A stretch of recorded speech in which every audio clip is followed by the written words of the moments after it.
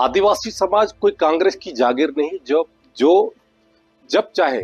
तब कांग्रेस पार्टी हमारे आदिवासी समाज को जिस तरीके से प्रताड़ित करने का काम करता है, जिस तरीके से अपमानित करने का काम किया। कांग्रेस के सुप्रीमो सोनिया गांधी ने जिस तरीके से हमारे देश के राष्ट्रपति को उन्होंने पुअर लेडी, बेचारी कह करके, और उनके अन्य नेता जिस तरीके से राष्ट्रपत्नी कह करके अपमानित करने का हमेशा काम किए हैं, ये इनकी मानसिकता को उजागर करती है कि ये हमारे आदिवासियों के प्रति क्या सोच रखते हैं। छत्तीसगढ़ में जब महामहिम का आना हुआ था, तब उस समय में